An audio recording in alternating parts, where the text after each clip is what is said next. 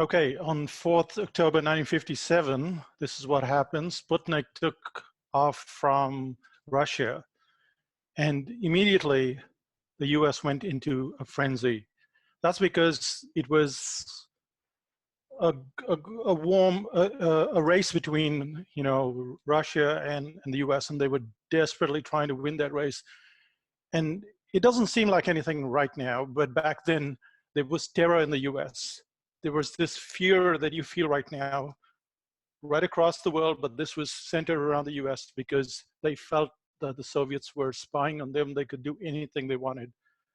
And while all this terror was happening, two guys were hanging around.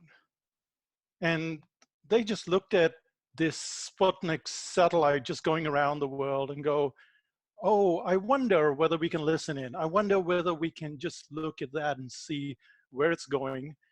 Now, the Soviets had put together the Sputnik so it could be tracked. They wanted people to see there wasn't a hoax. It was something that was trackable. So what they did was they sent out this beep, beep, beep on a consistent basis. And as a result, these two guys were able to work out something called the Doppler effect, work with the Doppler effect, and measure the speed of the satellite. And they could tell at any point in time where the satellite was located as it went across the planet. Now, it took a few weeks for them to do this, and they worked with this UNIVAC computer, which you can see is pretty cool. And then many weeks later, they had an answer. They could tell exactly where their satellite was anywhere at any point in time. And they thought, oh, that's cool. And then the boss comes in and he says, hey guys, it's time to figure out something else.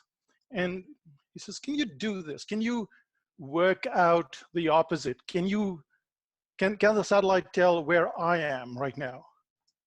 And yes, that's what it did. These guys, they worked out how the satellite could tell you where you were. And what we have today is GPS. This is how Uber works. This is how you get to your destination.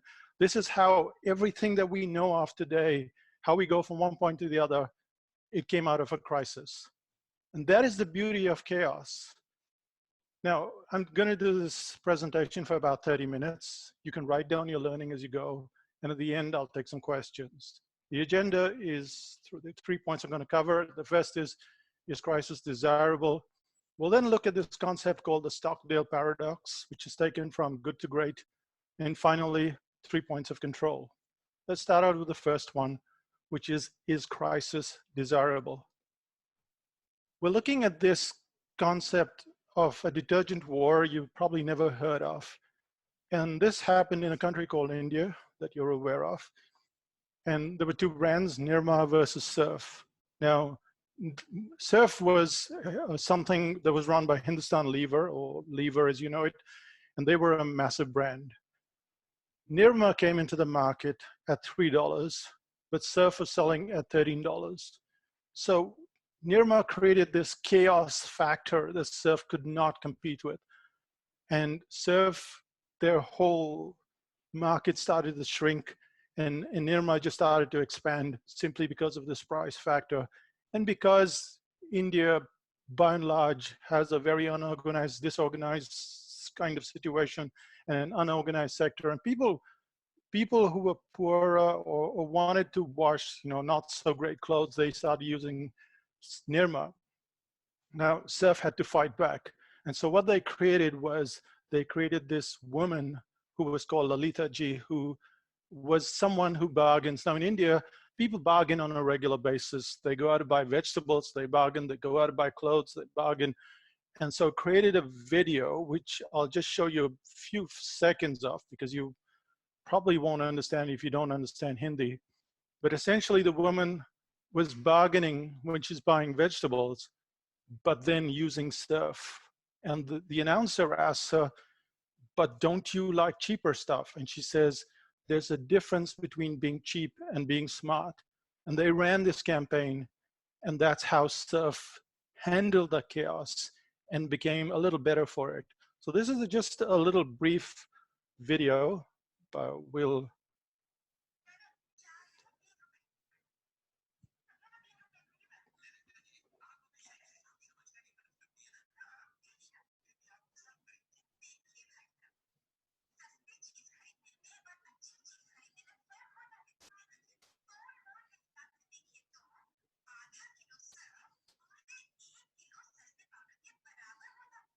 So there, what she's showing you is she's showing you that it's a much smarter thing to buy surf because it does a much better job. So they fight back, and then they introduce different brands, which kind of create, different levels, different pricing.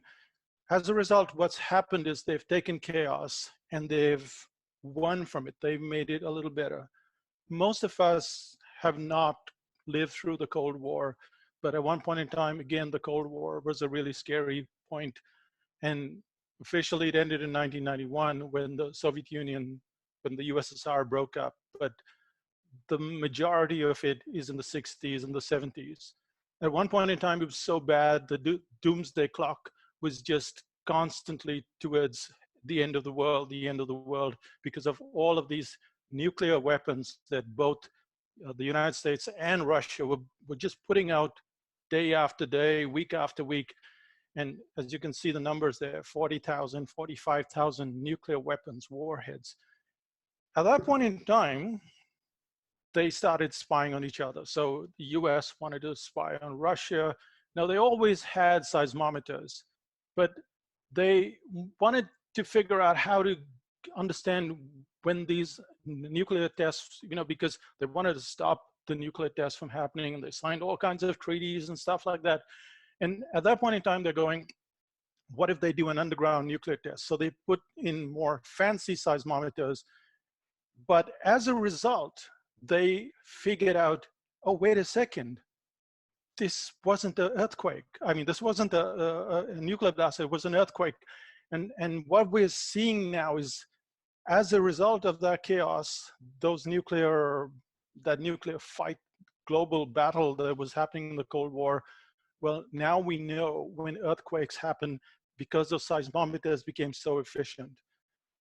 The same thing with the flu pandemic. The last time we had something that was that crazy in 1918, as a result of that, you had the creation of national health services across Europe.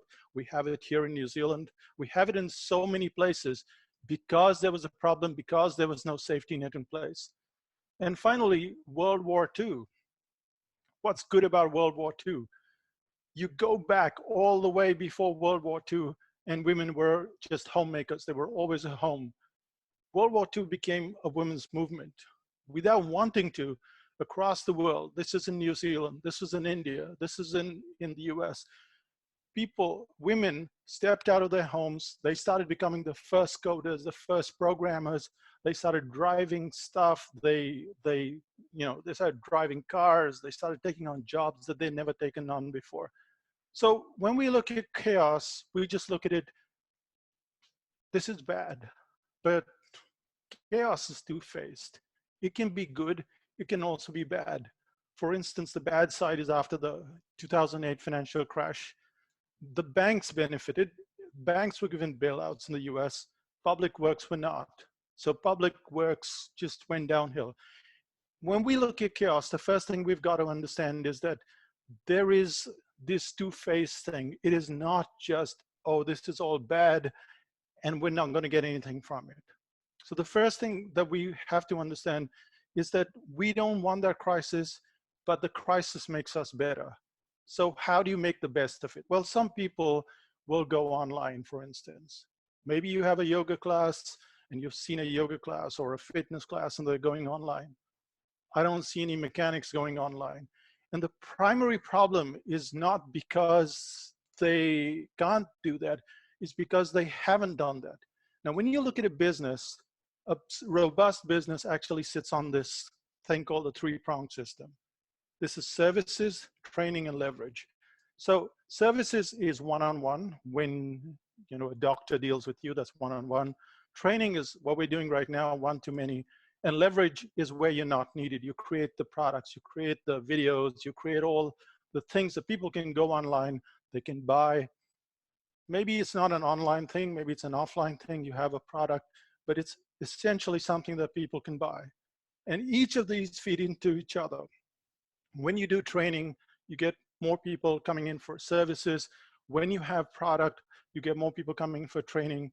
And this is what you call a robust business. Now, when we look at these circles, what we find is that most businesses work this way. They just work with services. Or they'll say, we have services, we have leverage, and we have training, and they treat it equally.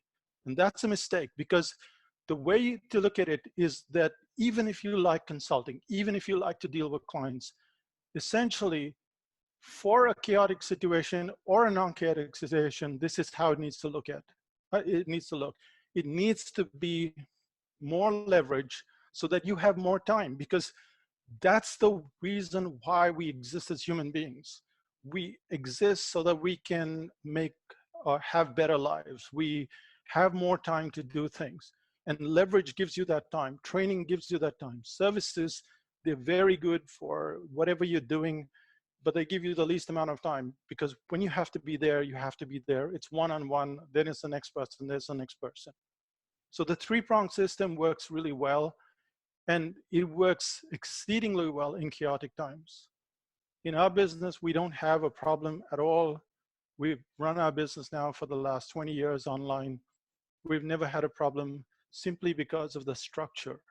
And when you look at it, if you do that little pie diagram and you go, how many services do I have? What training do I have? What leverage do I have?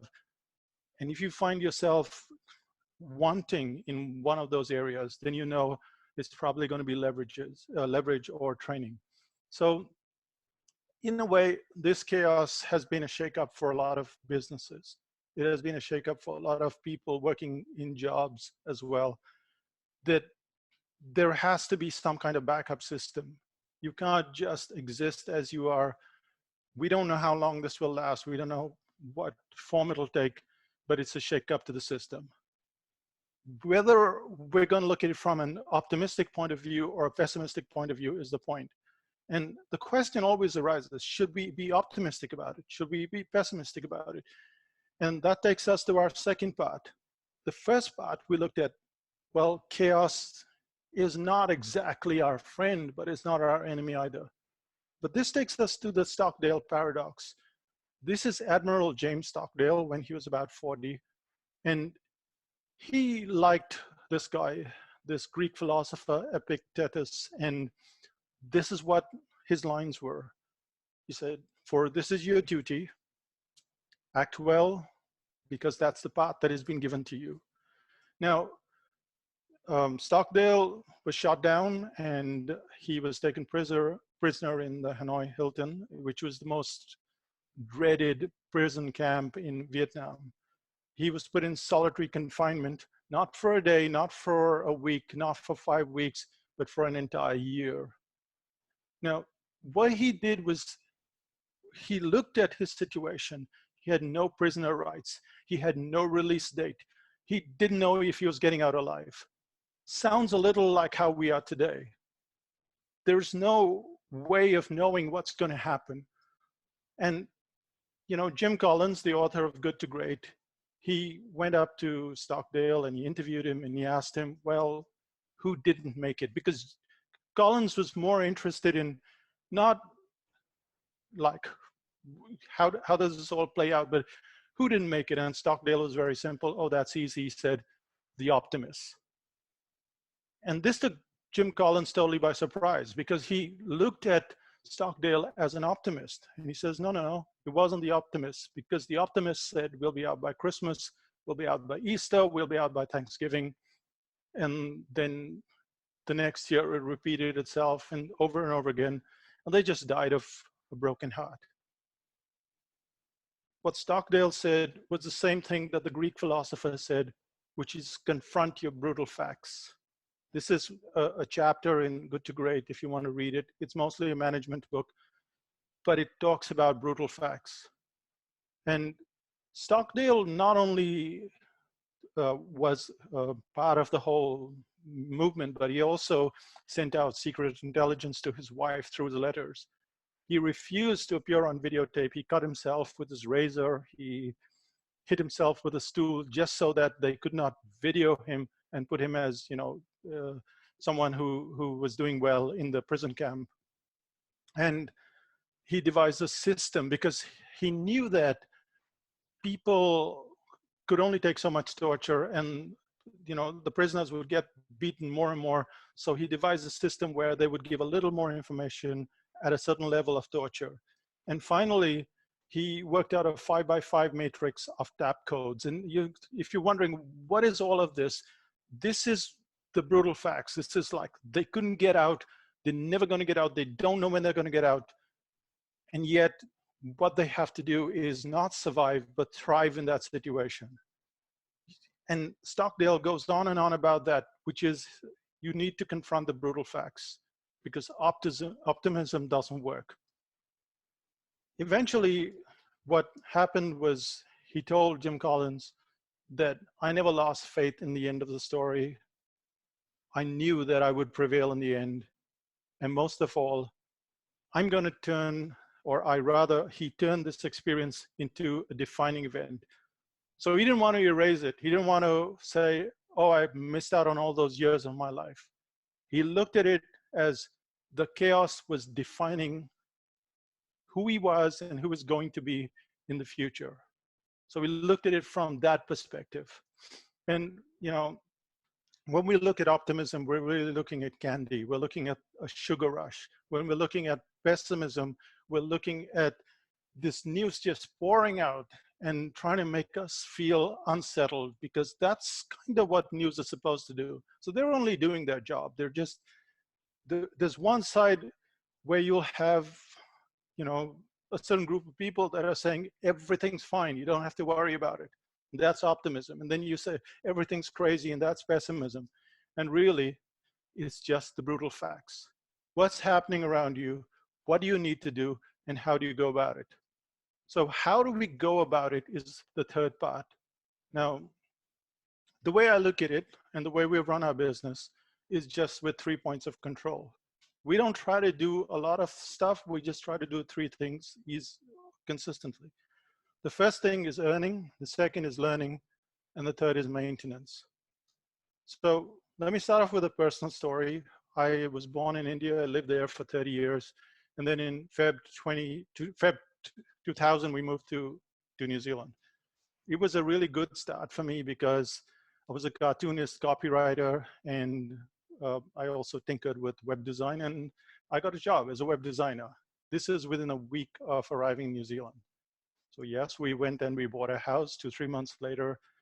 And then 2 weeks later, after, you know, I was in the job and we bought the house and everything's okay. And then I'm made redundant. So we're stuck with a $200,000 mortgage. What do? We run the 3 principles, which is how are we going to earn, how are we going to learn, and how are we going to maintain? And the way we went about it, the earning was, okay, I can't do anything right now. I'm out of a job. And one of my friends, he was also a cartoonist, and he said, Sean, pound the pavement. And so I just called up hundreds of people. I just went to dozens and dozens of agencies. And then one day, out of the blue, someone said, hey, here's one job, which leads to a second job, which leads to a third job. So that was our earning, but we still had to pay our mortgage. We dipped into the learning part of things. We learned how to manage everything.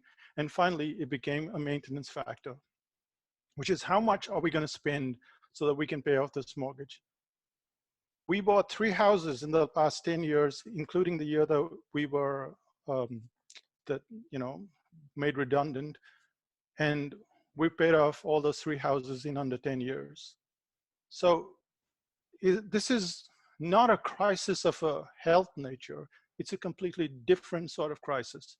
And we all have these kind of crises. But even as we're talking about what's happening today, you look at travel agencies, like who wants to own a travel agency today? And yet there is a travel agency that's not doing well, but is not doing as badly as other travel agencies. Most travel agencies are getting calls from people saying, we want a refund. And so the whole thing is just falling apart, except with much better adventures. So what they're doing is they're going, let's look at this. And they've decided that they're going to have like a 5% off. All of their clients who decide to stay with them don't get the refund or don't ask for the refund will get 5% off for life. What's been the result of this? 80% of those clients have said, sure, we'll go with you.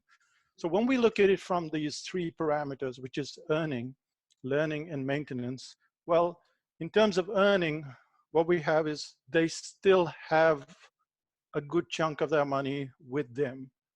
So they've not lost their money. Sure, they haven't earned it anymore, but money that you have in hand is much better than money lost. In terms of learning, they've learned how to work under the worst kind of scenario. I'm sure within the company, they're doing a lot of other learning as well. And finally, maintenance. Now you think about it, it's such a crazy thing when you think about it, because they are effectively saying, we will give you 5% off your travel for life, which means that they're keeping those clients for life. So this is an amazing maintenance policy. And, we've had this in our business as well. We run a business at psychotactics.com, but in the business, we also have a membership site. And very early, we had a crash, as in we'd gone on holiday and then a client wrote in saying, hey, the membership site is not working. And we went there and we had a look at it. It was hosted on a different place, a different person hosted it. And they'd erased the entire site, all the articles, all of the software, everything was gone. And we didn't know what to do.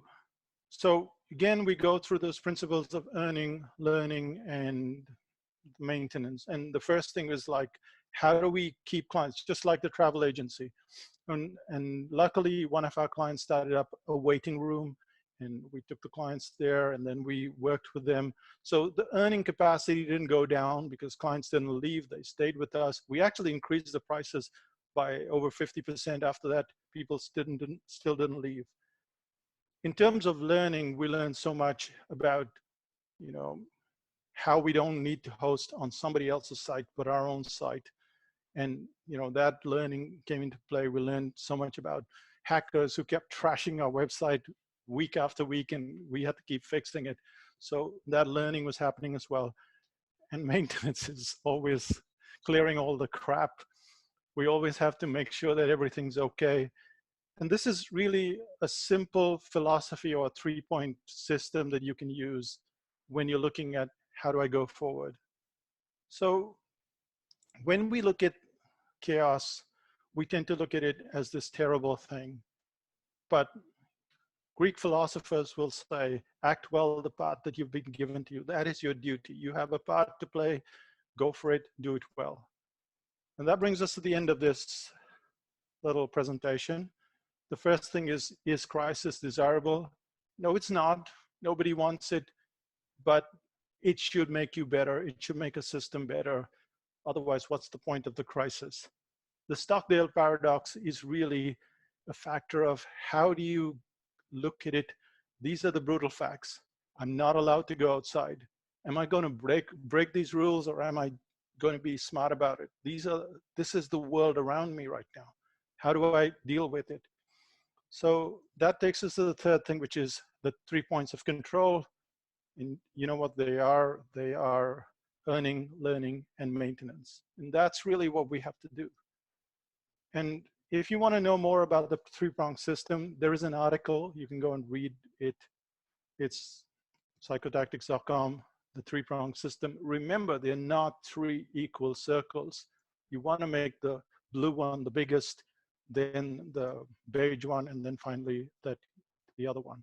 So if you've got any learning, and I hope you've written it down, it's not a very complicated presentation. I'll take questions now.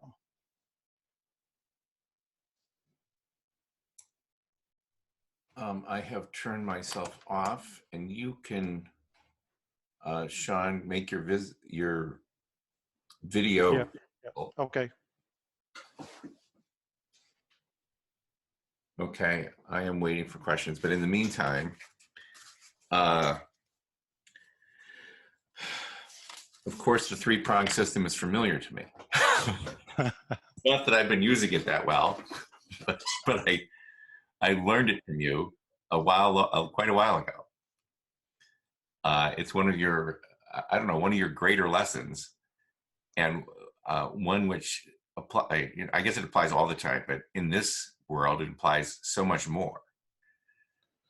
Well, we had the need to kind of apply it just last week because we just sold the article writing course. Now, as you probably know, that's like we call that the toughest writing course in the world. And my wife Renuka and I, we had to make this decision. So we could see this pandemic coming because we'd been to India in February, we'd flown through Singapore. We saw how Singapore was dealing with it. We saw how empty the streets were in Singapore. We could have sold it and sold it out in February, but we decided to wait until it was a full-blown crisis. So even when you can see the crisis coming, sometimes it's better to use it as your defining moment, which is more the Stockdale kind of thing. And Renuka was adamant that we do not sell it in advance, but once the crisis is in a full-blown state, that's when we sell it. And so we sold out 75% of the seats, and it's an expensive course. It's $3,500.